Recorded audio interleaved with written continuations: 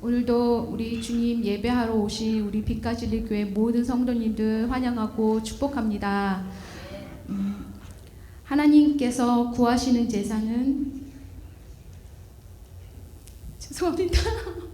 죄송합니다. 상한 심령이라. 하나님이여 상하고 통회하는 마음을 주께서 멸시하지 아니하시리이다. 아멘.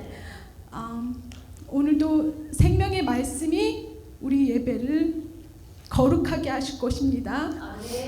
하나님은 우리의 상한 심령을 받으신다 하셨습니다. 우리 주께로 나아갑시다. 모두 일어서서 하나님께 예배하며 찬양하며 나아갑시다.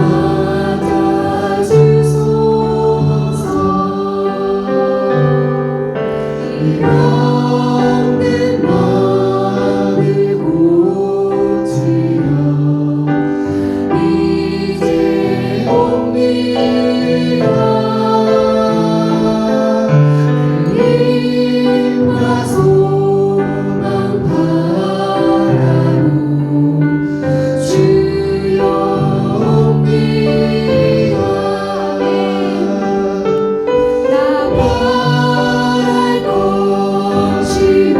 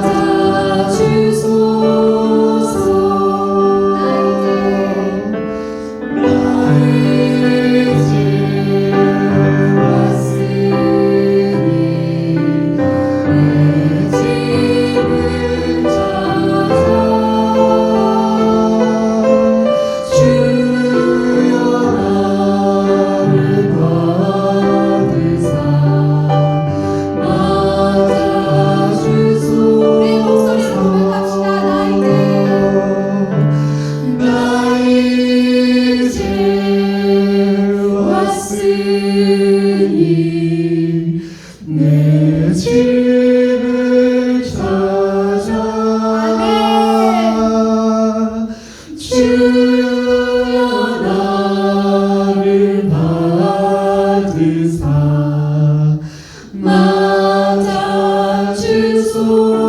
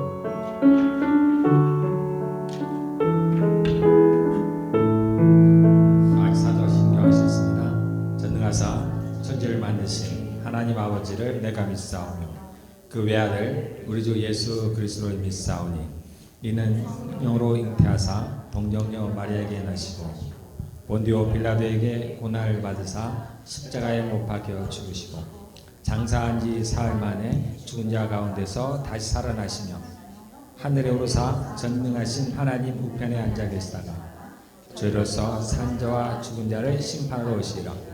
성령을 믿사오며 거룩한 공회와 성도가 서로 교통하는 것과 죄를 사하여 주신 것과 몸이 다시 사는 것과 영원히 사는 것을 믿사옵나이다. 아멘. 여호와여 나의 영혼이 주를 우러러보나이다.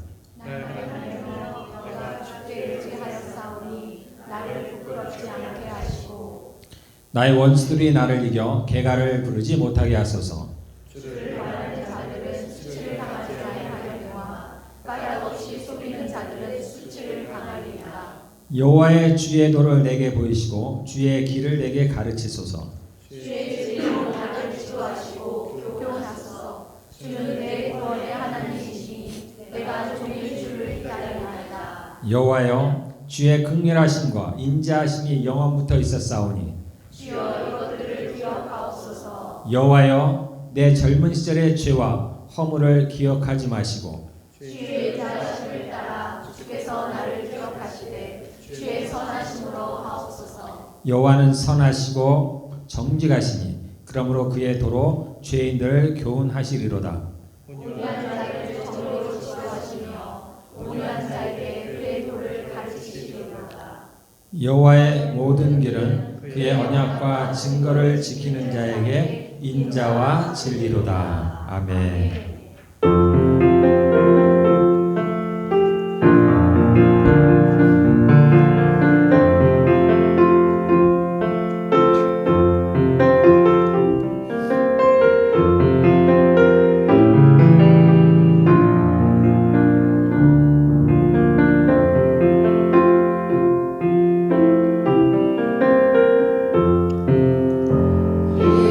예수 나를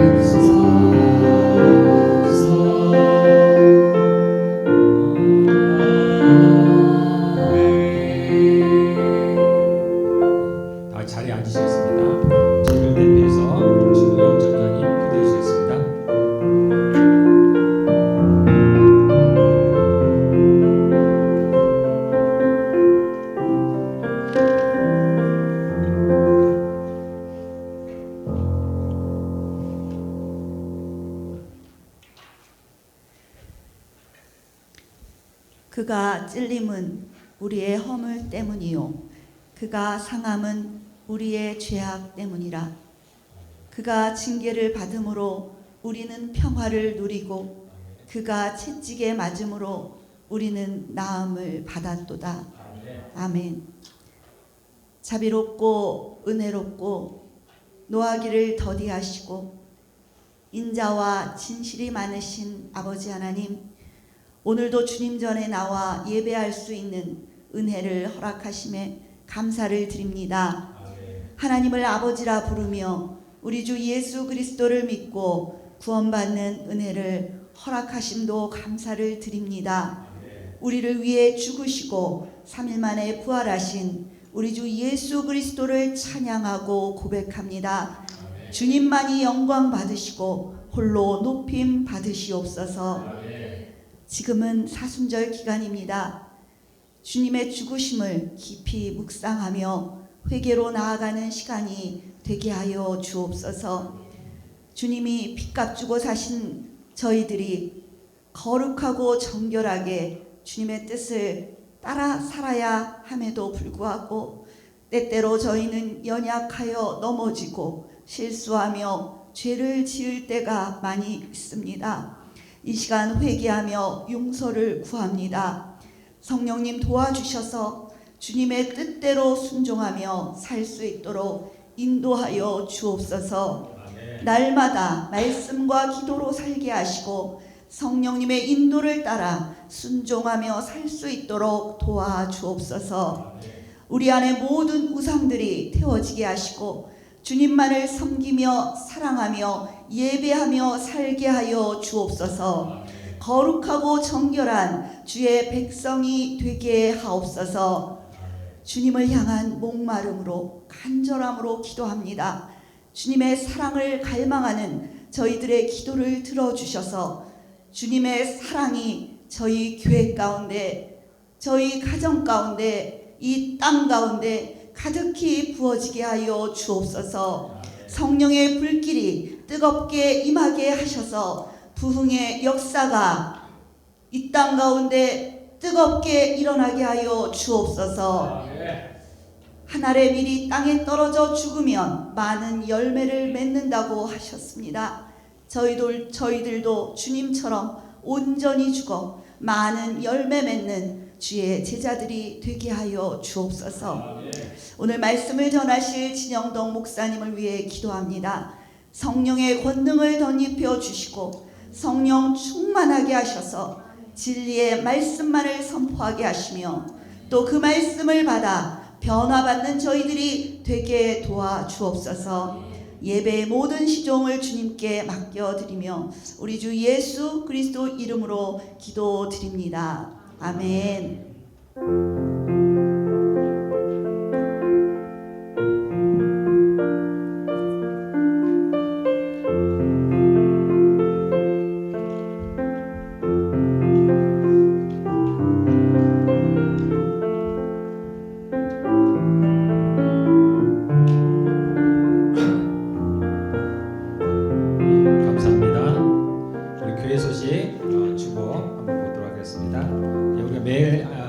묵상하고 있습니다. 요즘 저희가 출애굽기를 묵상하고 있는데요. 이제 얼마 안 남았죠? 35장입니다. 오늘 35장, 어제 34장. 어제 하나님께서 자신의 모습을 드러내시는 그런 장면이 있었습니다. 자, 우리가 예배 전에 중보기도 예배를 위해서 중보기도를 하고 있습니다. 마음에 중보기도에는 마음이 있으신 분들은 한 30분 전에 12시 50분에 시작을 합니다. 그때 맞춰서 오시면 되겠고요. 그리고 저희가 이제 올해 목장 모임을 시작했는데요. 여러분들 힘써 주시기를 바라겠습니다. 그리고 4월 9일날 부활주일 있습니다. 이때 특송화 하실 분들은 누구한테 말씀을 드리면 되죠? 네, 주미경 전사님께 얘기하시면 되겠습니다. 예, 감사합니다. 그리고 저희 늘 광고하는 대로 우리 아이들을 위해서 우리 교회 안에서 한국말을 쓰시고 저희만으로 부족합니다. 가정에서 함께 해야 돼요. 특별히 엄마가 함께 해야 됩니다. 엄마가 하지 않으면 안 돼요. 꼭 해야 됩니다, 여러분들. 우리 순서를 조금 바꿔서 특송을 먼저 하도록 하겠습니다.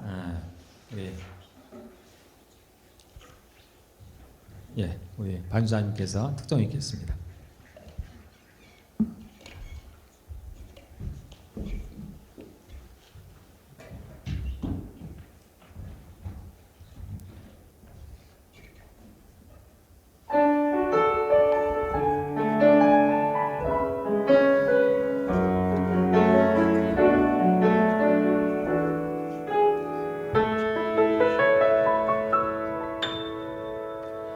오래전부터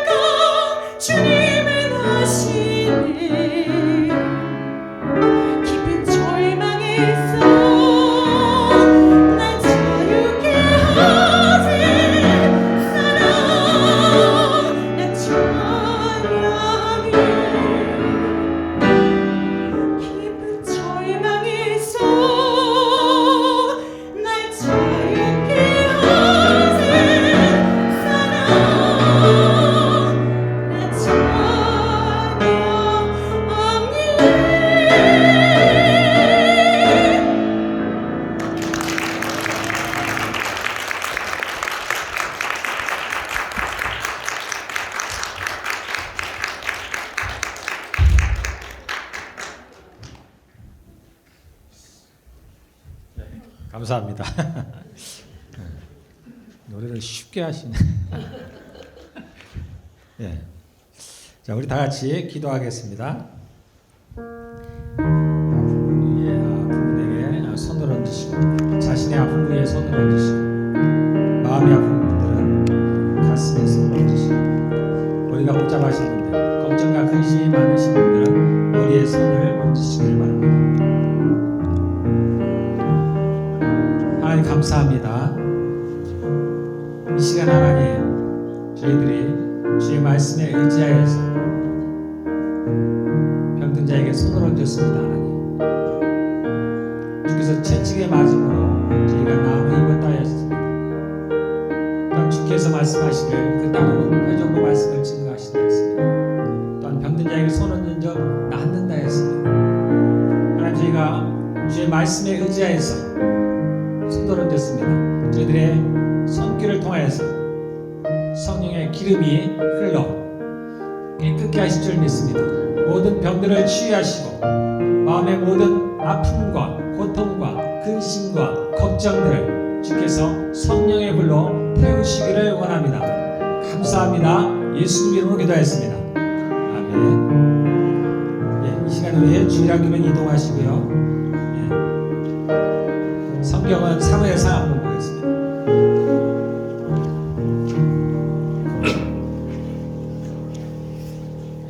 사무엘상 17장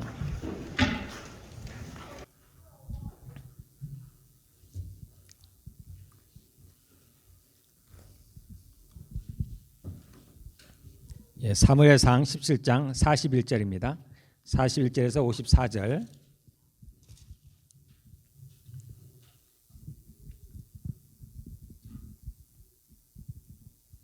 사무엘상 17장 41절에서 54절 읽도록 하겠습니다.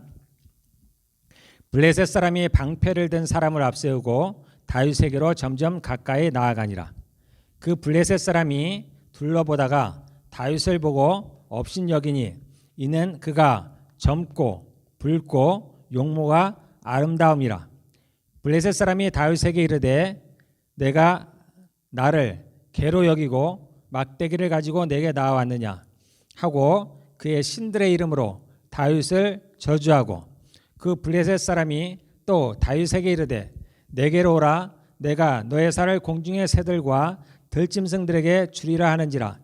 다윗이 블레셋 사람에게 이르되 너는 칼과 창과 단창으로 내게 나아오거니와 나는 만군의 여호와의 이름 곧 너가 모욕하는 이스라엘 군대 하나님의 이름으로 너에게 나아가노라. 오늘 여호와께서 너를 내 손에 넘기시리니 내가 너를 쳐서 너의 목을 베고 블레셋 군대의 시체를 오늘 공중의 새와 땅의 들짐승에게 주어 온 땅으로 이스라엘에 하나님이 계신 줄 알게 하겠고 또 여호와의 구원하심이 칼과 창에 있지 아니함을 이 무리에게 알게 하리라. 전쟁은 여호와께 속한 것인즉 그가 너희를 우리 손에 넘기시리니 블레셋 사람이 일어나 다윗에게로 마주 가까이 올 때 다윗이 블레셋 사람을 향하여 빨리 달리며 손을 주머니에 넣어 돌을 가지고 물매로 던져 블레셋 사람의 이마를 치매 돌이 그의 이마에 박히니 땅에 엎드러지니라. 다윗이 이같이 물매와 돌로 블레셋 사람을 이기고 그를 쳐 죽였으나 자기 손에는 칼이 없었더라. 다윗이 달려가서 블레셋 사람을 밟고 그의 칼을 그 칼집에서 빼내어 그 칼로 그를 죽이고 그의 머리를 베니 블레셋 사람들이 자기 용사의 죽음을 보고 도망하는지라. 이스라엘과 유다 사람들이 일어나서 소리 지르며 블레셋 사람들을 쫓아 가이와 에그론 성문까지 이르렀고 블레셋 사람들의 부상자들은 사라임 가는 길에서부터 가드와 에그론까지 엎드러졌더라. 이스라엘 자손이 블레셋 사람들을 쫓다가 돌아와서 그들의 진영을 노략하였고 다윗은 그 블레셋 사람의 머리를 예루살렘으로 가져가고 갑주는 자기 장막에 두니라. 아멘. 오늘은 이제 다윗과 골리앗, 그 유명한 다윗과 골리앗의 싸움에 대한 이야기입니다.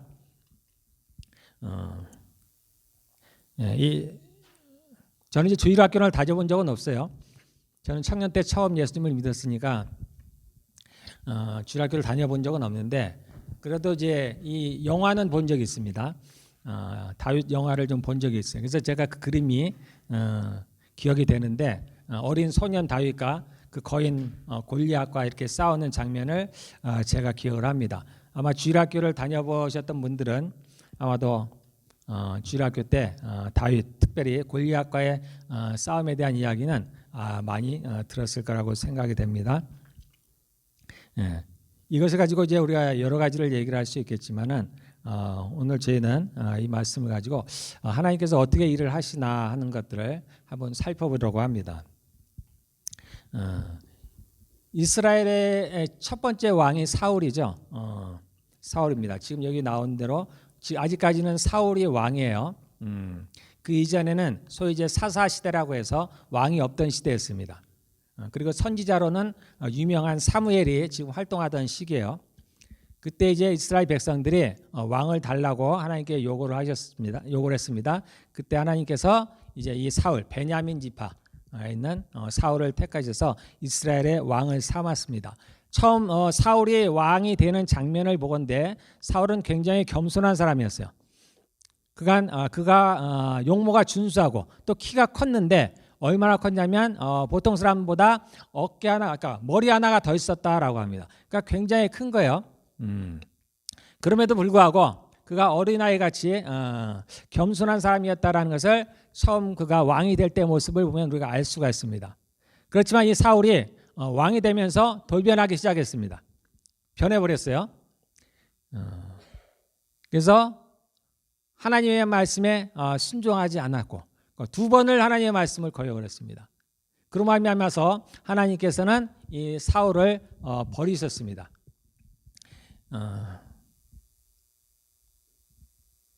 우리가 이제 이러한 장면들을 보면서 우리가 그런 오해를 하지 않았으면 좋겠어요. 마치 하나님께서는 처음서부터 다윗을 예정하시고 그래서 사울을 그와 같이 이끌어 가셔서 마치 짜여진 각본에 의해서 그런 일들이 진행된 것이냐 이렇게 생각을 하면 안 됩니다. 그렇지 않습니다. 하나님께서 분명히 미래를 아십니다. 그렇지만 마치 우리가 연극을 할 때 미리 다 짜여진 각본에 의해서 하듯이 그렇게 우리의 인생을 이끌어가는 것은 아니에요. 다만 그는 전능하시기 때문에 우리의 미래를 알 수 있다는 겁니다. 성경에 그가 태중에서 복중에서 나를 조성했고 우리를 만드셨고 그 다음에 우리의 한 날이 시작되기도 전에 태어나기 전에 우리의 모든 날들을 기록하셨다라는 그러한 말씀이 있습니다. 그래서 마치 그것이 우리의 모든 생애가 정해진 것이냐 세상에 얘기하는 어떤 숙명론이나 운명처럼 그렇게 되어가 내가 어떻게 살더라도 어떻게 행동을 하더라도 그렇게 정해진 길로 가는 것이냐 이렇게 오해하기가 쉽습니다만 그렇지 않습니다. 제가 아는 한은 그렇지 않아요. 우리가 어떻게 사느냐에 따라서 우리의 인생이 바뀝니다. 사울이 하나님 앞에 순종하고 그가 정말 하나님이 원하시는 길로 갔다면 다윗이 필요가 없었겠죠. 그런데 이 사울이 어찌됐든지 간에 하나님 말씀에 순종하지 않았고 그 겸손했던 사울이 왕이 되면서 변해서 교만한 사람이 되었습니다. 아주 폭력적인 사람이 되었죠. 그래서 결국 이제 하나님께서는 다른 사람을 택했는데 그게 누구냐면은 다윗입니다. 다윗의 아버지는 이새예요. 이새의 아들은 총 8명이 있었습니다. 그 중에 다윗은 이제 막내 아들이었어요. 그래서 하나님께서 사울을 버리시고 이제 사무엘로 하여금 이 이새의 아들 중에 마지막이죠. 다윗이죠. 하나님은 이제 다윗을 보셨어요. 그리고 이제 그를 이제 택하시기로 작정을 하셨습니다. 그래서 하나님께서는 사무엘을 보내서 이 다윗에게 이제 기름을 부어서 이스라엘의 왕을 삼으셨습니다. 그런데 이제 다윗에게 기름을 부었다 할지라도 바로 왕이 되는 건 아니에요. 그때 다윗의 나이가 얼마였는지 성경은 정확히 나와 있지가 않습니다. 지금 이제 골리앗과 싸우는 이 다윗이 나이가 얼마나 됐을까? 저도 상당히 궁금한데 성경에는 그 나이가 정확하게 나오지 않아요. 그래서 얼추 우리가 이제 생각하기를 제가 그래서 아까 그 만화 얘기를 했는데 만화에 보면 아주 어린 다윗으로 나오는데 실제로 얼마나 됐을까? 보통 추정을 할 때 20세는 안 넘었을 거라고 다들 얘기를 합니다. 왜냐하면 20세가 넘으면 전쟁을 나가요. 그러니까 다윗은 아직은 전쟁에 나가지 않았죠. 그러니까 20세가 넘지 않았을 것이다. 그러면 작다면 얼마나 어렸을까? 그래서 어떤 분은 뭐 10살. 왜냐하면 그의 형이 4명이 있었죠. 그 위로. 왜냐하면 3명이 전쟁에 나갔습니다. 지금 위로 3명. 그 다음에 4명의 형은 아직 전쟁에 나가지 않았어요. 그래서 아마도 4명의 형이 20살이 안 되지 않았을까. 그래서 차관을 해가지고 그 터울이 한 2살이나 3살 정도 됐으면은 다윗은 아마 한 10살 정도 되지 않았을까. 그렇게 얘기하는 분들도 있고 최소한으로 연년생이라고 하면은 그 위로부터 4형이 연년생이라고 하면 대략 한 15살 정도 되지 않았을까. 그래도 많이 어리죠.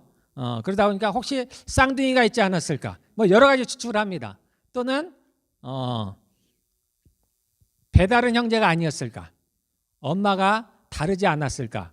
뭐 여러 가지 추측을 합니다. 그래서 저도 뭐라고 얘기하기는 참 어렵습니다만 대략 그래도 이 골리앗과 싸움을 할 정도가 됐으니까 너무 어리지는 않았을 것이다. 그래서 한 15세는 넘었을 것 같고 20세는 좀 안 되지 않았을까. 그래서 대략 한 17, 18세 정도 되지 이게 추론입니다. 추론. 대략 그러한 나이가 다윗은 됐고요. 지금은 이제 이 이스라엘과 블레셋이 전쟁을 하는 그러한 때예요. 지금도 이제 이스라엘과 팔레스타인, 이 블레셋이 팔레스타인입니다. 똑같은 똑같은 족속이에요. 부족입니다.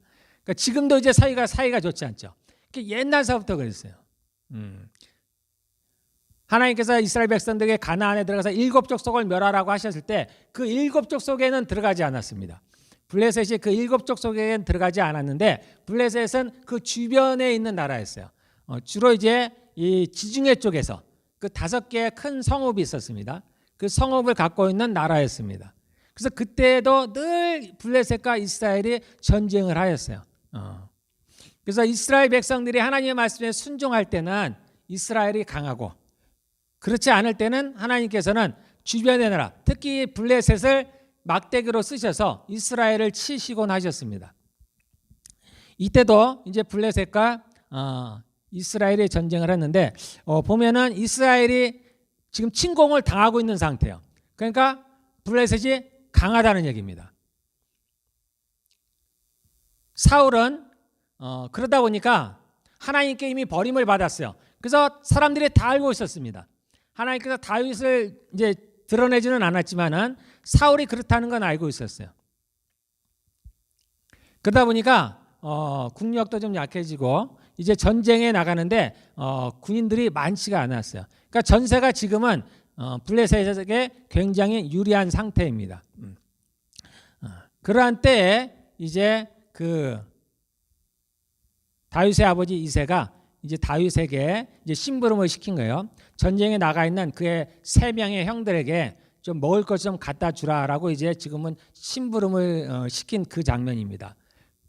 그래서 다윗이 그 음식을 가지고 이 전쟁터에 왔는데 여기서 이제 골리앗을 만나게 되는 겁니다. 예. 자, 여기서 이제 우리가 17장에 보면 우리가 읽지는 않았습니다만 이 앞에 전반부에 보면 이 골리앗에 대한 설명이 많이 있어요. 그래서 골리앗을 보면은 여기 보면은 6규빗 한 뼘으로 되어 있죠. 그래서 한 규빗이 얘기한 대로 팔꿈치에서 손가락 끝에까지의 길이인데 정확지 않아요. 그래서 간단히 하면은 50cm, 조금 더 정확히 하면 한 45cm 정도 됩니다. 더 정확히 45.6cm 이렇게 얘기하는 분들이 있습니다. 그래서 대략 이 골리앗의 키가 얼마나 됐을까? 그냥 쉽게 하면 3m, 조금 더 정확히 하면 한 2m 90, 정도를 얘기를 합니다.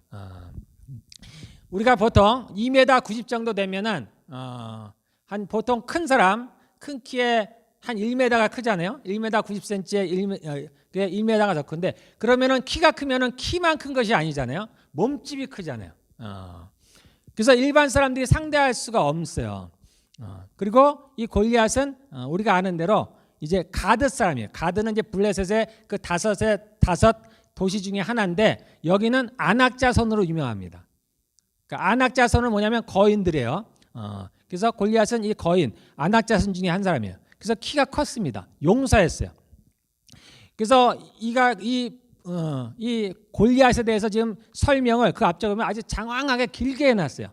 그가 입고 있는 갑옷, 그가 갖고 있는 그 칼, 또는 그가 입고 있는 뭐 각반, 좀 어려운 말로 군대에서 각반이라고 하는데 다리를 보호하는 그런 것들에 대해서 좀 자세히 나옵니다. 심지어는 이 갑옷의 무게가 얼마인지, 또는 이 칼의 무게가 얼마인지를 좀 우리가 볼 때는 별로 중요하지 않을 것 같은데 이것을 아주 자세히 설명하고 있어요.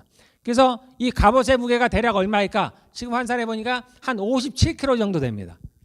그러니까 이 골리앗이 입고 있는 갑옷만 보통 이제 저하고 몸무게가 좀 비슷해요. 그러니까 굉장히 무거운 걸 차고 있었다는 거예요. 그만큼 골리앗은 힘이 세고 거인이고 일반 사람들이 상대할 수 없다는 것을 보여주는 겁니다. 그래서 과거에는 이스라엘의 주변 나라가 있었죠. 그런 주변 나라와 원수가 돼서 싸우지만은 지금은 우리는 그렇지 않습니다. 지금은 우리는 사람하고 싸우지 않죠. 우리의 씨름은 혈과 육에 속하는 것이 아닙니다. 그래서 어둠의 영들과 싸워요. 마귀들과 싸우며. 그래서 예전이나 지금이나 이 적들은 항상 더 강하다는 거예요. 지금 이스라엘과 싸우고 있는 블레셋도 도저히 이스라엘이 자신들의 힘으로는 이길 수 없는 상대라는 걸 얘기하고 있는 겁니다. 우리가 싸우는 상대도 마찬가지죠. 우리가 쉽게 마귀니 사단이 이렇게 얘기를 하고 우리가 예수의 이름으로 내쫓기도 하지만, 우리가 하나님이 안 계시다고 보면 우리는 그야말로 말도 못 꺼내죠. 말도 못 꺼냅니다. 우리가 상대할 수 있는 상대가 아닙니다.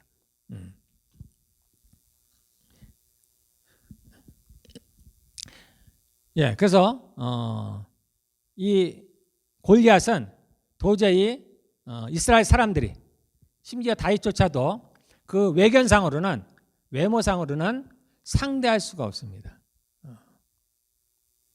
그런데 우리가 지금 읽은 본문의 내용처럼 다윗이 이제 그 골리앗을 물리치는 장면이 나와요.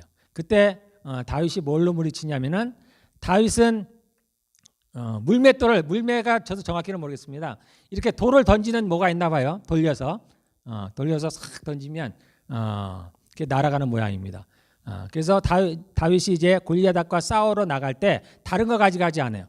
사울이 이제 다윗에게 갑옷을 주고 입혀도 나가고 자기의 칼을 주지만은, 아까 얘기했지만 사울은 키가 크다 그랬죠. 일반 사람들보다 머리 하나가 더 있어요. 그러다 보니까 다윗에게 좀 맞지가 않는 거예요. 그리고 다윗은 아직 어리고 이 갑옷이 익숙하지가 않는 겁니다. 여러 가지가 익숙하지 않아요. 그러니까 다윗이 그 갑옷을 벗어번지고 그 다음에 칼도 가져가지 아니하고 자기가 양을 칠 때 갖고 다니던 그런 것 같은 막대기를 들고 갑니다. 그리고 이제 시내가에 가서 돌을 한 5개를 챙겨서 준비해 갖고 가는 거예요. 그리고 이제 골리앗에게 달려나가는데 달려나가죠. 골리앗은 다윗을 향해서 걸어 나옵니다.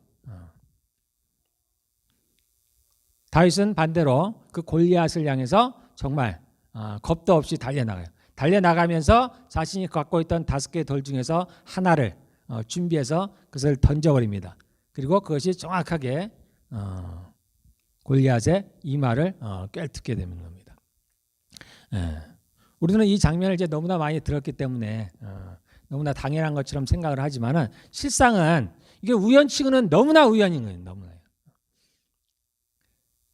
이 골리앗은 아까 말했지만 57kg나 되는 갑옷을 입었습니다. 그리고 노투구를 썼어요. 웬만한 돌이면 뚫을 수가 없는 겁니다. 노투구를 썼어요. 그리고 그에게 방패를 들고 있었습니다. 근데 방패가 작은 방패가 아니에요. 큰 방패입니다. 그래서 이 방패를 앞에 대면은 거의 몸을 다 가리게 되어 있어요. 그를 골리앗이 들고 다닌 게 아니고 방패를 드는 사람이 따로 있었습니다. 그래서 골리앗 앞에서 골리앗을 보호하면서 앞으로 나아가고 있는 거예요. 근데 그 모든 곳을 제껴두고 어떻게 보면 유일하게 남아있는 타격을 입힐 수 있는 유일하게 남아있는 공간인 이마를 쳤습니다. 그것도 단 하나의 돌로 골리앗을 죽이는 것을 볼 수가 있습니다. 꼭 요때만이 아닙니다. 이것이 하나님께서 일을 하시는 방법이에요. 대부분 다. 하나님은 이것 중에 어느 하나를 선택하게 하시는 분이 아니에요. 그분은 전능하신 분이기 때문에 그는 못하실 분이었습니다. 그래서 그분에게는 그냥 하나만 있으면 되는 거예요. 다윗이 5개의 돌맷돌을 가지고 왔지만 다 필요가 없습니다. 딱 하나만 있으면 돼요. 혹시 실수할까 봐 준비를 해가지만 하나님께는 실수가 없는 겁니다. 우리가 이러한 장면들은 성경을 통해서 많이 볼 수가 있습니다. 우리가 많이 얘기한 대로 엘리야도 마찬가지죠. 엘리야가 그 이방 선지자들 850명과 갈멜산에서 대결을 할 때 엘리야가 기도하자마자 하늘에서 불이 내렸습니다. 그 전에 바알 선지자 450명이 먼저 제사를 드렸어요. 그들이 제물을 올려놓고 그 자신의 바알 신을 부릅니다. 그래서 아침서부터 시작해서 저녁까지 자신의 신 바알을 부르는 거예요. 그 중간에 안 되겠으니까 어떻게 해요? 아무런 대답이 없어요. 그러니까 자신의 몸을 해야 합니다. 그래서 칼로 자신의 몸을 베고 여러 가지를 하는 거예요. 혹시나 하는. 그때 이제 엘리야가 그들을 향해서 조롱하죠. 좀 더 크게 부르라는 거예요. 혹시 옆집에 갔는지 어떻게 하냐? 혹시 너의 신이 자고 있을지 모르니까 좀 크게 부르라는 거예요. 결국은 그들이 아침서부터 저녁까지 그 바알 신을 불렀지만 그는 진짜 신이 아니기 때문에 거기에 응답할 수가 없었습니다. 근데 엘리야가 부르는 하나님은 그러지가 않았죠. 엘리야가 기도가 끝나자마자 하나님은 기다렸다는 듯이 하늘에서 불을 내립니다.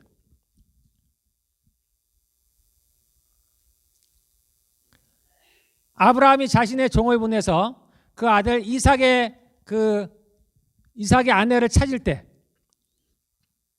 그 아브라함의 종이 그곳에 아람 땅에 가서 이제 본인이 하나님께 기도하죠. 아브라함의 하나님. 그래서 이 우물에 나오는 어떤 여인이 이러이렇게 행동을 하면 그가 주께서 예비하신 줄 알겠다. 그런데 여러 명 중에 한 사람을 택한 게 아니죠. 딱 한 사람만 나오는 거예요. 한 사람만.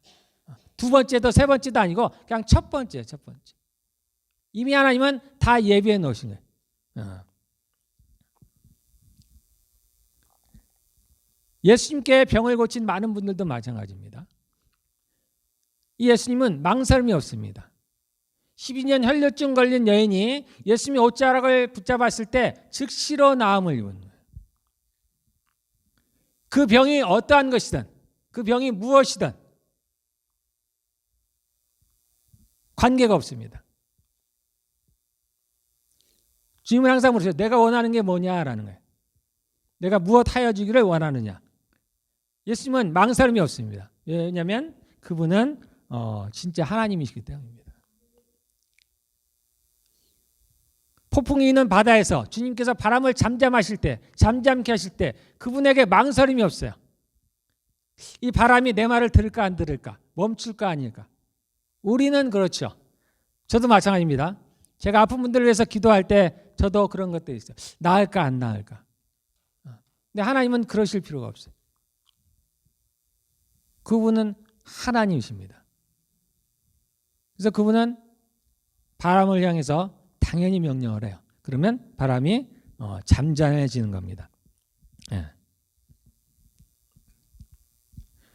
우리 인생에도 마찬가지입니다. 특별히 이 성경에서만 그런 것이 아니에요. 우리 인생에도 마찬가지예요. 주께서 일을 하시면은 쉽습니다. 쉬워. 우리에게 어려워 보이는 일들도 하나님께는 어렵지 않아요. 저도 제 인생에 해결가 쉽지 않은 그러한 것들이 있었지만 그 해결되는 걸 보면 너무나 쉬워요. 너무나 쉽습니다. 내가 걱정했던 거하고는 전혀 다르게 너무나 쉽게 해결이 됩니다. 그래서 제가 이제 그런 하나님을 체험하면서 제 마음에 늘 오는 게 그거예요. 하나님이 하시면 쉽다라는 거예요. 하나님이 하시면 너무 쉽다는 거예요. 그래서 제가 우리 아이들에게 하는 얘기가 있습니다. 여러 가지 찾을 거 없다. 하나만 딱 찾으면 된다는 거예요. 하나만 있으면 된다는 거예요. 하나님께서 예배해 놓으신 한 사람만 있으면 되는 거예요. 우리 큰애도 여러 명을 사귀지 않았습니다. 진짜 가서 한 사람을 딱 사귀었는데 결혼을 했어요. 제가 볼 때 하나님께서 일하시는 방법이 이런 것 같아요. 우리는 우리의 기도가 때로 응답되지 않고 또는 시간이 오래 걸리고 그러다 보니까 우리가 하나님과 마치 싸움을 하는 듯한 그런 생각을 가질 때가 있습니다. 마치 하나님을 설득을 시켜서 또는 하나님과 줄다리기를 해서 어떻게 하든지 내가 원하는 것을 얻으려고. 그래서 마치 하나님은 내가 원하는 것을 주시기를 원치 않으시는 분이냐 그렇게 생각하는 경향들이 있습니다. 그러나 그렇지 않습니다. 하나님은 언제나 우리 편입니다. 하나님은 언제나 나의 편이에요. 그분은 항상 나와 함께 하십니다. 그분이 얼마나 나를 사랑하시냐면 자신의 아들을 죽이셨습니다. 이게 쉬운 일이 아니죠. 쉬운 일이 아닙니다. 그분은 그 일을 행하셨어요. 자신의 아들을 아끼지 아니하고 주신 이가 너에게 무엇을 주시지 않겠느냐라고 말씀해요. 그분은 항상 우리에게 주실 준비가 되어 있습니다. 엘리야에게 불을 준비해 놓으셨다. 우리도 마찬가지입니다. 하나님께서는 언제든지 우리에게 주실 준비가 되어 있습니다.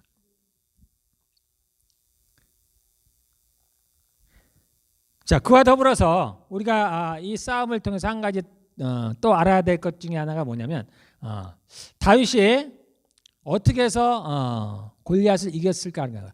너무 쉬운 대답이긴 하죠. 물맷돌을 던져서 하나님이 정확히 그 이마에 맞으셨으니까 이겼다라는 거예요. 우연은 아닙니다. 우연은 아니에요. 그런데 이게 어느 날 갑자기 다윗이 그냥 살다가 어느 날 우연히 전쟁터에 와서 이러한 환경을 맞이하고 그러다가 우연히 정말 하나님의 도우심으로 골리앗을 죽인 그런 거는 아니에요. 우리가 이 대목을 좀 자세히 읽어보면은 그렇지 않습니다. 다윗이 이제 왕으로 기름을 부었고 기름 부음을 받았고 얼마나 시간이 흘렀는지는 모르는데 우리가 이제 나중에 이제 이 다윗이 사울과 대화하는 장면이 잠깐 나옵니다. 그 전이죠. 다음이 아니고 전입니다. 다윗이 이제 자신이 골리앗과 싸우러 나가겠다고 사울에게 이야기를 하니까 사울이 보니까 어려요. 어리잖아요. 그러니까 너는 너무 어리고 골리앗은 용사니까 너는 싸울 수가 없다. 너는 분명히 질 것이다. 그런데 이 전쟁은 다윗이 지면 지는 걸로 끝나는 게 아니에요. 이 골리앗이 나와서 얘기를 하죠.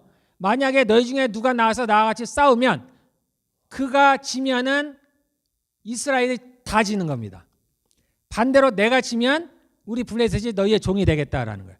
그러니까 이 골리앗과 다윗은 대표예요. 대표 선수와 같은 겁니다. 그러니까 이스라엘을 골리앗은 블레셋을 대표한 대표 선수예요. 그래서 누가 지면은 그 나라가 전체가 지는 거예요. 그래서 사울도 함부로 내어보낼 수가 없는 거예요. 근데 다윗은 보니까 아직 어린 나이야. 그래서 나갈 수 없다고 얘기합니다. 그러자 다윗이 뭐라고 얘기하면 그때 자신이 양을 칠 때 있었던 일들을 얘기합니다. 사자나 곰이 자신의 양을 움켜서 달아나면은 그가 쫓아가서 그로부터 양을 다시 빼앗아 오고 만약에 사자나 곰이 억울해서 다시 싸움을 하면 다윗이 그 사자나 곰을 죽였다라고 얘기합니다. 제가 이제 전에 본 만화에서는 그냥 쉽게 장난처럼 내어줬지만 실제 그렇지 않죠. 그 어린 아이가 어른도 마찬가지죠. 먹이를 빼앗으러오는 또는 먹이를 빼앗긴 그러한 맹수와 싸워서 이긴다는 것은 불가능한 얘기예요. 근데 다윗은 그렇게 자라왔습니다. 이 다윗이 골리앗을 이긴 게 우연이 아니라는 거예요. 어느 날 하나님께서 나에게 갑자기 성령을 부으셔서 내가 무언가 하나님을 위해서 뭔가 막 하는 그럴 수 있는 게 아니라는 거예요.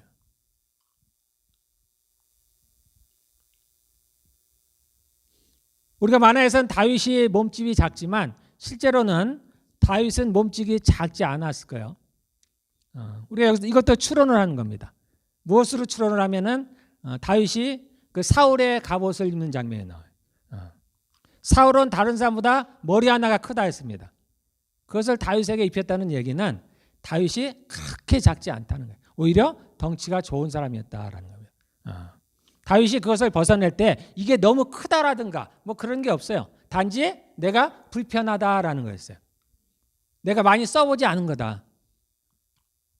근데 다윗이 몸집이 크는 건 자신의 노력으로 할 수가 없죠. 그건 하나님이 키우신 거예요. 당시의 왕들은 지금하고는 다릅니다. 그때는 전쟁을 하는데 누가 싸우냐? 왕들이 앞에 나가서 싸우는 거예요. 이 다윗도 마찬가지죠. 친히 전쟁터에 나가서 싸운 사람입니다. 그래서 다윗은 용사예요, 용사. 아직은 나이가 어리지만은 이미 다윗은 용사가 될 만한 충분한 자질도 지금 자라나고 있는 거예요. 하나님께서 다윗을 기름만 부으신 게 아니고 그를 지금 키우시고 있는 거예요. 그래서 다윗이 이 골리앗과 싸울 정도 될 때는 이미 준비가 되어 있는 거예요. 이거는 현실이죠. 3m가 되는 거인과 싸우는 장면입니다. 그가 아무런 두려움도 없이 그를 향해서 달려나갈 수 있었다는 것은 이미 그의 삶이 그러했다는 거예요. 그가 늘 용기가 있었다는 거고 늘 하나님께서 그와 함께 하신 것을 늘 삶 가운데 체험하며 살고 있었다는 거예요. 그리고 그가 하나님을 의지했을 때 정말 그 무서운 사자나 그러한 곰이나 그러한 맹수들을 이긴 것들을 많이 체험했기 때문에 비록 저가 3m가 되는 거인이지만 이길 수 있다는 생각이 있는 거예요. 다윗은 다른 생각을 갖고 있지 않는 거예요. 그래서 다윗이 유명한 말을 하는 거예요. 너는 칼과 단창으로 나오지만은 나는 그렇지 않다는 거예요. 나는 만군의 여호와 이스라엘의 하나님의 이름으로 나아간다는 겁니다. 다윗은 이것을 경험했던 사람입니다. 그러한 삶을 살아왔던 사람이에요. 그래서 다윗은 이 골리앗을 이길 수가 있었습니다.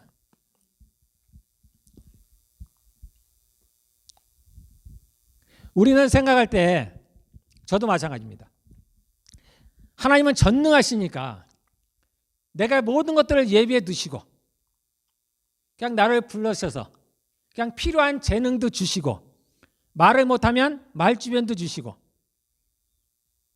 내가 노래 못하면 노래할 수 있는 능력도 좀 주시고 알아서 다 주셔서 나를 시키면 되지 않을까. 저는 그렇다고 생각을 했습니다. 제가 하나님이 전능하신 것을 믿었기 때문에 하나님은 그러실 거라고 제가 생각을 했어요. 그래서 저는 예전에 제가 예수님을 처음 믿고 그렇다고 생각했어요. 누군가 하나님께서 일을 행하시는데 하나님이 100%를 행하고 우리가 100%를 행한다 이렇게 저희 장인어른이 그 말씀을 많이 하시는데 저는 그 말씀을 받아들이지 않았어요. 사람도 하고 하나님도 한다는 거예요. 저는 하나님이 100%로 한다라고만 생각을 했습니다. 그냥 나는 가만히 있어도 하나님은 전능하시니까 나를 키우실 테고 필요한 재능을 주실 테고 그분이 단지 나를 쓰셔서 자신이 원하는 일을 하실 것이다. 나는 단지 그 하나님을 믿기만 하면 된다.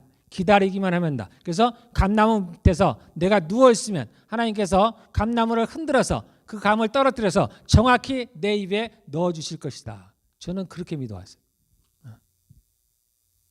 그렇게 살아왔습니다. 그래서 언뜻 보면은 굉장히 믿음이 좋게 살아왔어요. 그래서 하나님이 하시면 다 된다는 거예요.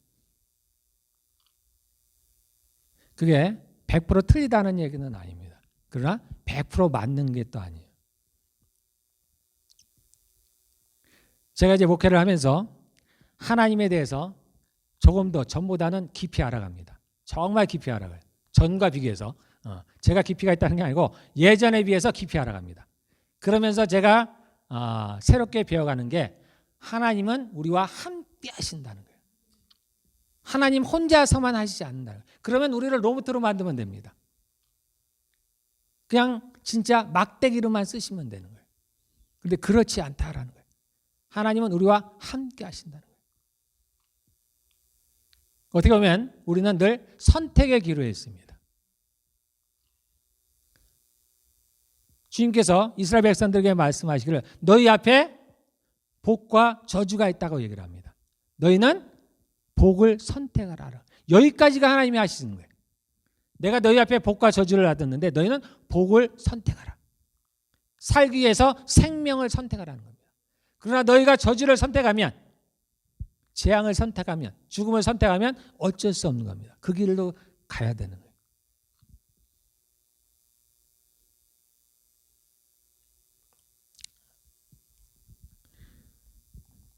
하나님께서 이제 이스라엘 백성들을 애굽에서 끌어내오실 때 물을 2번 건너게 됩니다.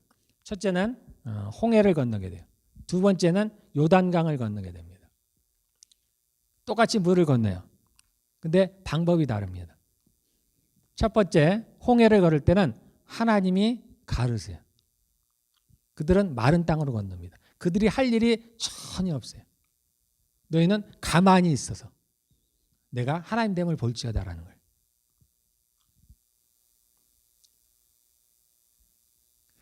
그들이 이제 요단을 건널 때 그 약속의 땅인 가나안에 들어갈 때는 안 그렇습니다. 너희가 발을 내디뎌라라는 거예요. 발을 떼라는 거예요. 그러면 물이 갈라질 것이다. 비슷한 것 같은데 전혀 다릅니다. 이스라엘 사람들이 애굽을 나올 때 하나님께서 그들을 꺼내 오실 때 하나님께서 애굽과 싸웁니다. 애굽의 신들과 싸워. 이스라엘 백성들은 할 일이 전혀 없어요. 하나님께서 그들에게 친히 10가지 재앙을 일으킵니다. 처음부터 끝까지 모든 것을 계획하십니다. 모세 한 사람을 택해서 그를 하나님께서 지팡이로 사용하셔서 그 애굽 가운데 10가지 재앙을 이스라엘 백성들과는 전혀 상관없이 애굽의 재앙을 내릴 때도 하나님께서는 이스라엘 백성들을 고센 땅에서 별도로 보호하십니다. 그렇게 불러내시는. 그런데 가나안은 안 그렇습니다. 가나안에는 하나님이 어디 계신지를 몰라요. 광야에 있을 때는 하나님께서 구름 기둥과 불 기둥 그리고 성막이 있었습니다. 하나님이 자신을 드러내셨습니다. 자신을 나타내셨어요. 근데 가나안에 들어가면서는 그 법궤가 어디 간지를 몰라요. 여러분들이 자세히 읽어보면 여러분들 찾기가 어렵습니다. 법궤가 도대체 어디에 있는 거야? 성막이 어디에 있는 거야? 언제는 실로에, 언제는 길갈에. 뭐 정말 연구를 해야 돼요. 그게 어디 있는지 찾으려면 찾아봐야 되는 거예요. 그러니까 하나님이 어디 계신 줄을 몰라요. 하나님이 심지어 그들과 함께 하시는지, 이 전쟁에 하나님께서 함께 싸우시는 일 전혀 모릅니다. 그래서 애굽을 나올 때와 가나안에 들어갈 때는 같은 전쟁이지만 전혀 달라요. 여러분들이 처음 예수님을 믿을 때는 여러분의 의지와는 관계가 없습니다. 하나님이 믿음을 주셔요. 그렇죠? 여러분들이 믿어서 온 사람들은 아마 없을 거예요. 그렇게 착각은 할 수는 있지만 실제로는 안 그렇습니다. 성령으로 거듭나지 않냐고 하나님의 나라를 볼 수가 없어요. 거듭나는 게 내 마음대로 할 수 있는 게 아닙니다. 하나님이 우리를 부르셔서 또는 누군가를 보내서 말씀을 주셔서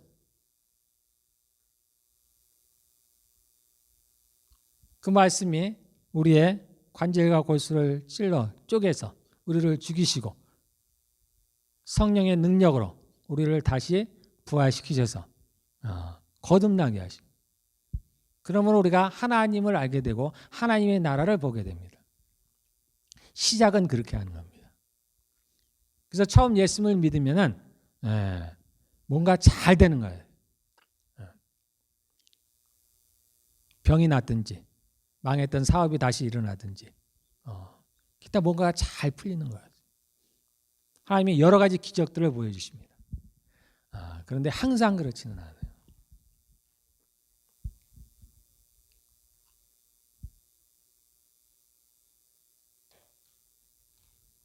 우리로 하여금 이스라엘 백성들이 가나안에 들어가서 싸웠듯이 그러한 삶을 살기를 원하시는 겁니다. 그래서 여기에 이제 믿음이 필요한 거예요.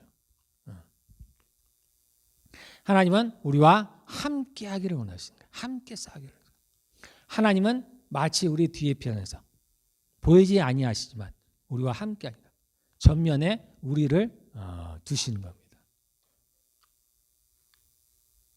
이 땅에서 그러한 마귀들과의 전쟁 가운데서 우리를 쓰시는 거예요. 우리가 싸우는 거예요. 우리가. 그래서 이 믿음에는 반드시 행함이 있어야 돼요. 그냥 누워있다고 해서 감이 떨어지는 게 아닙니다. 입으로 안 떨어지죠. 떨어져도 그렇게 떨어지는 게 아닙니다. 내가 감을 흔들든지 올라가든지 내가 해야 될 부분들이 있는 거예요. 다윗도 마찬가지입니다. 하나님께서 용기도 주시고 재능도 주시지만 다윗이 그 곰과 사자와 맞닥뜨려야 되는 거예요. 처음부터 쉽지는 않았을 거예요. 두려웠을 겁니다. 그런데 한 번, 두 번 그 하나님의 능력과 하나님의 함께하심을 경험함으로 말미암아서 점차 그 하나님에 대한 신뢰가 쌓여져 갔을 것이고 두려움도 사라지고, 그래서 마침내 그 골리앗을 만났을 때 전혀 두려움 없이 그렇게 달려갔을 것입니다. 우리도 마찬가지입니다. 우리도 그렇게 발을 내딛어야 돼요. 싸움을 싸워야 됩니다. 기도, 그것도 행함 중에 하나라고 우리가 얘기합니다. 그러나 그것이 다는 아니에요, 여러분들. 우리가 어린아이들에게, 처음 예수님을 믿는 분들에게 기도하는 것만 해도 대단한 겁니다. 그래서 그것을 행함이라고 가르치는 거예요. 기도하는 것조차도 행함이라는 거예요. 그러나 언제까지만 거기에 있을 수는 없는 겁니다. 언제까지 어린아이로 머무를 수가 없어요. 이제 기도를 했으면 행동을 해야 되는 거예요. 내가 아내를 사랑하겠습니다. 도와주십시오. 했으면은 이제 사랑을 해야 되는 거예요. 상황이 바뀌는 게 아니에요. 바뀌는 게 아닙니다. 전과 같아요. 근데 내가 한번 해보는 거예요. 전에 내가 똑같은 상황에서 화를 냈다면 화를 좀 줄여보는 거예요. 마찬가지입니다. 아내도 마찬가지죠. 남편에게 순종하겠습니다라고 하나님께 기도했으면 해보는 거예요. 남편이 잘해주는 게 아닙니다. 갑자기 남편이 바뀌는 게 아니에요. 그렇지 않아요. 남편은 그대로예요. 내가 바뀐 건 내가. 늘 성경은 나를 얘기한다. 근데 우리는 반대로 얘기합니다. 남편이 나를 사랑하면 또는 아내가 내게 순종하면 그때 내가 할 일을 생각하는 거예요. 그래서 그 장면이 항상 너희가 돈을 꿨으면 반드시 갚아라. 돈을 빌려줬으면 받지 마라.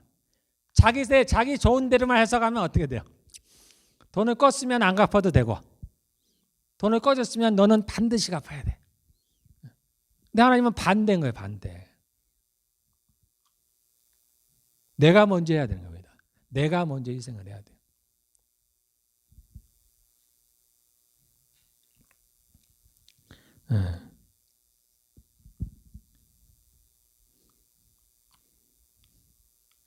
이제 제가 최근에 이제 그런 마음이 많이 들었습니다.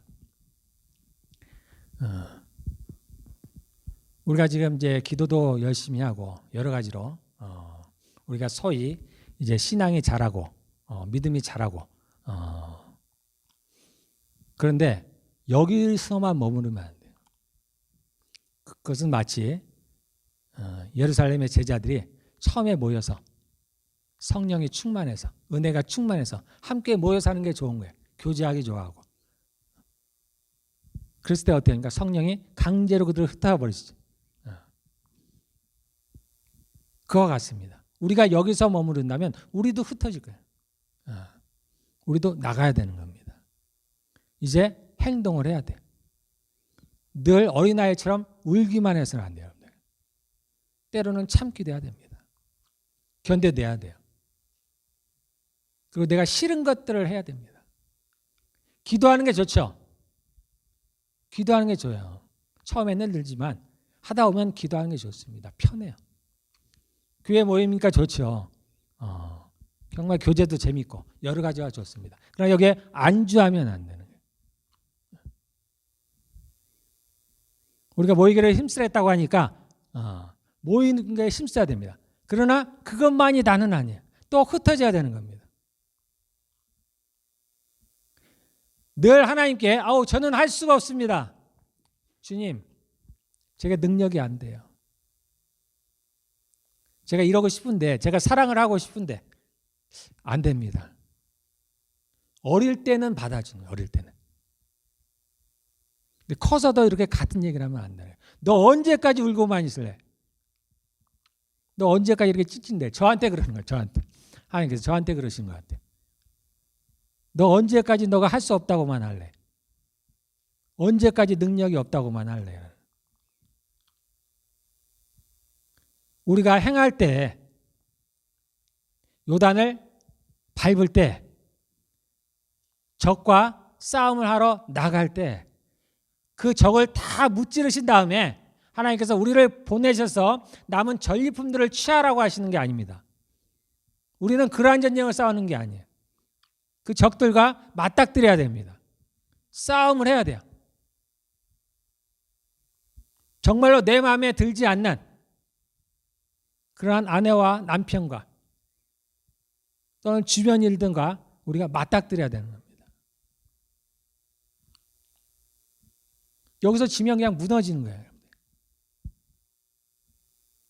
지면 지는 거예요. 그러나 하나님이 함께 하십니다. 주님이 말씀하시면 하나님께서 제게 항상 하시는 말씀입니다. 두려워 말라라는 거예요. 두려워 말라라. 두려워 말라 했으니까 그냥 전적으로 내가 하는 걸 모든 걸 다 도와주셔서 그냥 내가 가만히 있어도 다 되겠지. 저도 처음엔 그렇게 생각했는데 그게 아니라 제가 해야 될 부분들은 해야 되는 겁니다. 그러나 두려워하지 말라는 거예요. 하나님이 함께 하신다는 거예요. 하나님께서 도우신다고 합니다. 그래서 이스라엘 백성들은 오합지졸이죠. 그들은 애굽에서 종이었습니다. 싸움을 배워본 적이 없어요. 근데 가나안을 전쟁을 합니다. 그들은 이미 철병거도 갖고 있었고 군사들입니다. 그들과 싸워야 돼요. 그런데 이스라엘 백성들이 칼을 휘두를 때 그 칼에 하나님이 함께 하시는 거예요. 따로 배우진 않았는데 칼을 휘두를 때 지금 다윗이 골리앗을 쓰러뜨리듯이 그 물맷돌에 하나님이 함께 하시는 겁니다. 그 이마에 맞추시는 분이 하나님이시라는 거예요. 우리가 칼을 휘두를 때 그 칼에 적의 목을 베게 하시는 분은 하나님이시라는 거예요. 그러나 우리가 거기까지는 해야 되는 거예요. 다윗이 나아가야 되는 겁니다. 그리고 돌을 던져야 돼요. 우리도 나아가야 됩니다. 맞닥뜨려야 돼요. 피하면 피한다고 해결되는 게 아닙니다. 마귀를 이길 수 있는 유일한 길은 대적하는 일꾼이 없습니다. 내가 한 번 물러서면 10걸음을 물러서야 합니다. 10걸음을 물러섰다고 해결되는 게 아니에요. 나의 모든 것을 빼앗아갑니다. 내가 모든 것을 내어줬다고 해서 내가 살아날 수 있는 게 아닙니다. 그는 나의 생명을 요구하는 거예요. 결국은 나를 멸망시키는 게 목적인 거예요. 내가 나와 편치 않은 사람과 피했다고 해서 해결되는 문제가 아닙니다. 우리 그런 말 했죠. 뭐죠? 여우를 피했더니 호랑이가 있다더라? 뭐 그런 속담이 있었나? 예. 내가 여기만 피하면 해결될 것 같은데 실제는 그렇지 않다는 거예요. 더 큰 게 있다는 게, 더 무서운 게 있다, 더 감당할 수 없는 게 있다는 겁니다. 그래서 내가 지금 맞닥뜨린 현실에서 여러분들이 싸워야 돼요. 네. 상대가 무엇을 해주기를 바라기 전에 제가 먼저 해야 되는 겁니다. 제가. 저도 그러한 위기들이 있습니다. 저도 제 아내와 살면서 그러한 위기가 없겠어요? 네. 뭐 우리가 뭐 이혼 얘기는 안 나왔지만 어려움이 있었어요. 많죠. 하나님께서 저에게, 저는 제 아내에게 처음 저에게 하신 말씀이 이거였어요. 저희 이제 결혼할 때, 너희가 사람으로는 맺어줄 수 없지만 내가 너희를 맺어줬노라 했어요. 근데 10년을 넘고 20년을 살아도 서로가 맞는 게 없는 거예요.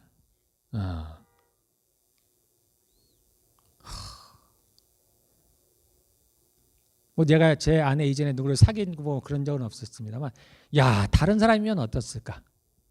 나하고 좀 잘 좀 맞는 사람이면 어떻을까? 근데 그걸로는 해결이 안 되잖아요. 나만 괴롭잖아요. 현실은 해결될 수 있는 문제예요. 그래서 제가 방법을 바꿨습니다. 그건 내가 진짜 어리석은 일이고, 하나님이 원하시는 게 뭘까? 하나님이 아내를 사랑하라 했으니까 제가 그때부터 이제 하나님께 기도하기 시작했습니다. 하나님, 제가 아내를 사랑하게 해주십시오. 내가 마음으로는 싫죠. 왜냐하면 상대가 내가 미운데 이거 괜히 나만 손해보는 것 같고, 상대는 그렇게 안 하는데 이거 나 혼자 하면 이거 나만 손해 아닌가? 그러니까 억울해서 잘 못하겠는. 근데 이제 그것을 이기고 이제 제가 하나님께 기도하는, 정말 매일같이 기도하는, 하나님, 내가 아내를 사랑하게 해주십시오.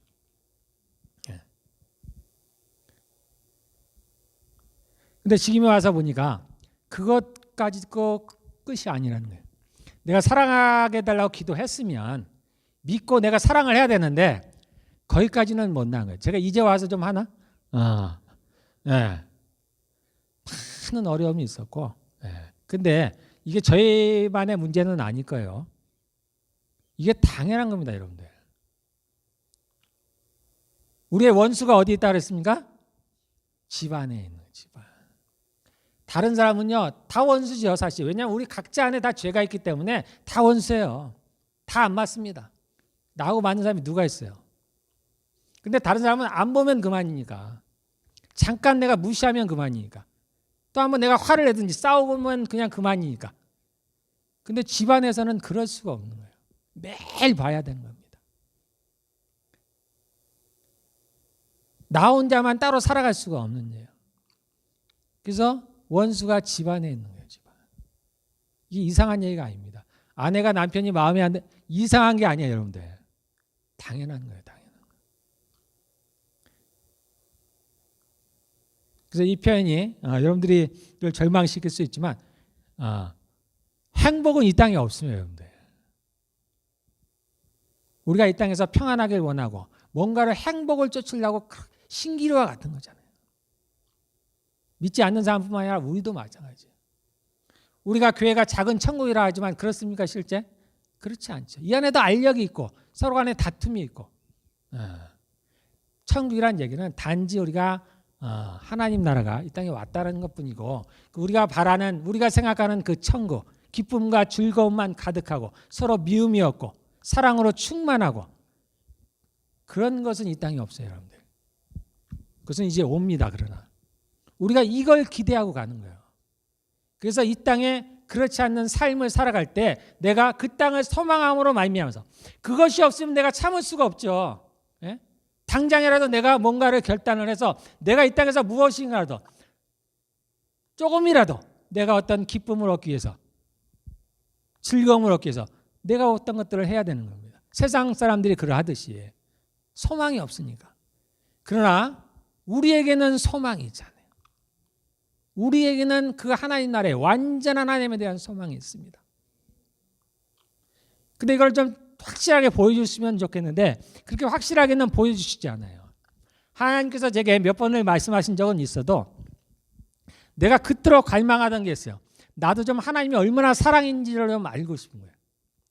많은 사람들이 하나님을 체험할 때 겪는 첫 번째가 사랑이에요. 사랑. 그래서 그 위로가 됩니다. 그리고 기쁨입니다. 저도 많이 들었죠. 근데 제게는 그게 없는 거예요. 하나님이 제게 2번을 말씀하셨습니다. 근데도 전혀 감이 없어요. 아무런 감정적이 없어요. 정말 얼마나 사무적이신지. 제가 그래서 그거에 대한 아쉬움이 있어요. 그래서 천국은 진짜 기쁠까? 하나님은 정말 사랑일까? 내가 의심하는 건 아닌데 경험해 본 적이 없는 겁니다. 그래서 내가 하나님이 정말 이렇게 사랑하신 걸 경험했으면 와, 내가 진짜 사람들에게 얼마나 그 얘기를 했을 텐데. 근데 제가 아는 바가 없어요. 그렇지만 하나님이 그러시다고 하니까, 또 많은 사람들의 간증을 통해서 그렇다고 하니까 저도 그냥 믿어보는 겁니다. 그래서 천국에 가면 그렇겠지. 또 하나님은 그러한 분이시겠지. 저도 그 소망을 갖고 살아가는 거예요.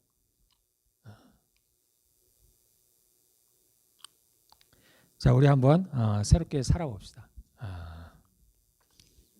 그래서 우리가 이제 어린아이처럼 하지 말고 이제는 자랐으면 어른들처럼. 그래서 너무 나만 생각하지 말고, 내가 좋아하는 것만 하지 말고, 내가 이해할 수 있는 것만 이해하려고 하지 말고. 희생은 그런 거 아닌가요? 정말 희생은 그런 거잖아요. 우리가 단기 선교를 가는 건 어렵지 않죠. 가끔 갈 수 있습니다. 근데 대부분 다 놀러 가는 것처럼 생각하잖아요. 우리가 저기 예루살렘 어쩌고 가자마자 할 때도 저도 그렇게 생각해요. 관광 가듯이. 가다가 선교사님을 돕기도 하고 뭐 이것저것 했어요. 그런 거와 내가 평생을 거기에서 살면서 자신의 인생을 희생하는 건 다른 얘기입니다. 희생은 그런 거예요. 정말 우리는 희생이 뭔지를 모르는 세대예요. 그러니까 상대가 조금만 내 마음대로 되지 않다든가 그럴 때는 우리가 전도를 포기해버려요. 그리고 변명은 좋습니다. 상대를 위해서. 아직 뭐 때가 되지 않았다느니. 상대를 배려하는 입장. 근데 우리가 과거 선배들, 믿음의 선배들의 이야기는 그렇지 않잖아요. 좋든 싫든지 미워하든 어쨌든 끈질기게 찾아가서. 근데 우리가 가만히 생각해 보면 이게 영원한 생명에 관한 이야기잖아요. 그냥 놓아버리면 불지옥에서 영원히 살아가야 되고, 우리가 그를 붙들어서 살리면은 영원한 천국에서 살아가는 정말로 어마어마한 일이잖아요. 근데 그가 나에게 좀 화를 냈다고 핍박했다고 이걸 포기해버린다는 것이 가만히 생각하면 정말 우스운 일입니다. 근데 우리가 그러한 시대에 살고 있어요. 우리가 그렇게 못하고 있습니다. 우리가 한번 새롭게 살아봅시다. 진짜. 우리가 하나님의 나라를 정말 소망하면서 그분에게 말만 올인이 아니고 진짜 우리가 행동으로, 삶으로, 우리 가정에서 시작합시다. 가정에서. 그리고 점차 밖으로 나아갑시다. 여러분 이제 교회 안에서는 잘하잖아요. 기도 열심히 하시잖아요. 거기서 멈추지 마시고 먼저 내 아내와 남편과 자녀들과 부모에게 새롭게 합시다. 그래서 진짜 하나님을 믿는 것이 어떤 것인지 쉽지 않은 삶입니다. 여러분들. 정말 쉽지 않은 삶이에요. 그러나 승리가 보장되어 있습니다. 우리가 그분을 의지하고 나가면은 때가 되면은 이 거인 골리앗도 그냥 돌 하나로 물리칠 수가 있습니다. 우리 함께 기도하겠습니다. 자, 제가 기도하고 마치겠습니다. 전능하신 아버지 하나님 감사합니다. 언제나 저희들과 함께 하시는 주님.